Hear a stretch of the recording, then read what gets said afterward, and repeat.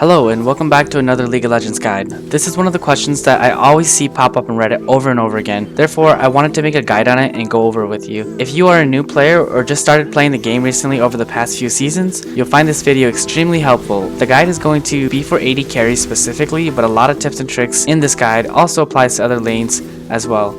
If you'd like me to make a beginner's guide for other roles, be sure to let me know in the comments below. With that said, let's get right into today's guide. First off, it's important for you to find 2 to 3 champions you really enjoy playing. Play around and see what kind of playstyle you have most fun playing as. When playing the AD carry role, here are some of the types of champions you'll find that work well in the bot lane. There are mobile ADCs such as Lucian, Draven, and Israel that can move around quickly to reposition themselves to a safer area of the fight to keep healthy and to keep alive. Then, there are strong DPS ADCs that are weak early game and hard to play, but as a result grow stronger the longer the game goes, such as Vayne, Ashe, and Kai'Sa. There are strong early game champions that does a lot of burst damage early or win trades often in the early game, allowing them the ability to get ahead early and end the game early, and if unable to, eventually get outscaled by someone who may have performed poorly in the early game, but do a bunch of damage in the late game, such as Vayne, Kai'Sa being the late game champions, and Misfortune, Lucian, Draven being the stronger early game carries. These are but a few categories that I came up with for AD carries, but all in all, there can be an infinite amount of categories for AD carries. Moving into tip number 2, after having found a preferable AD carry, you have to learn how to build and itemize the champion correctly in order to utilize them to their fullest potential. This may switch from time to time, so be sure to not just always stick with one option, as League of Legends is a very fast-paced game and requires you to adapt to many situations via the patches every week. I just came out with a video last week actually that showcases how to build and how to find the exact best builds for your champion, no matter the patches, buffs, and nerfs. Be sure to go over there if you need help building or itemizing your champions, whether you're an AD carry or not. The time card is going to be in the upper right corner of the guide. On to tip number 3. Start memorizing enemy abilities as well as learning them. This is important because it hugely impacts how you play throughout the game. This will also give you the ability to pull off amazing fights,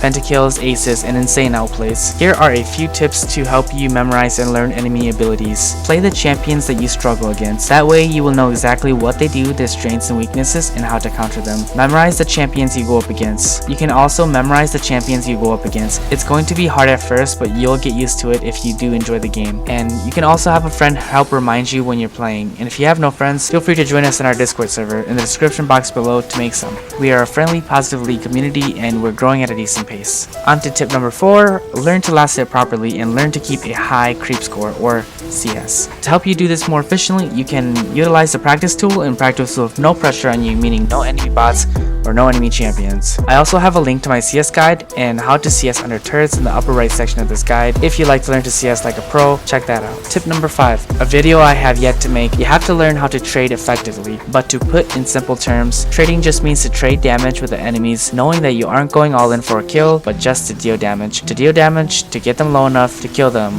or to better set up for a jungle gank. Here are a few indicators on when to trade. You generally want to trade when the enemy abilities are on cooldown, right after they used it, when the enemy goes to CS, and when you have more items than the enemy themselves. That way, you have stronger stats. The last and final tip for today's guide will be learning how to teamfight properly. This is crucial to League of Legends and is probably one of the hardest things to learn for a majority of players in League. Someone could be playing League of Legends for years and still not know how to teamfight properly, but the main things to look out for when trying to learn how to teamfight are things like looking out for enemy abilities, which ones to dodge, which ones to be aware of, such as a Malphite ultimate, a Mumu ultimate, or Fiddlesticks ultimate, etc. The second tip here is going to be similar to the first one, but it's learning how to use your summoners and when to use your summoners, the dodge abilities, or to give you the upper edge dodging abilities, freeing yourself with certain stuns, or even exhausting enemy assassins to keep you alive longer so that you can deal maximum damage in teamfights. When it comes to learning how to teamfight, you've also got to learn who to prioritize in teamfights and who to target, such as who you should be focusing, the tanks or the squishies. Another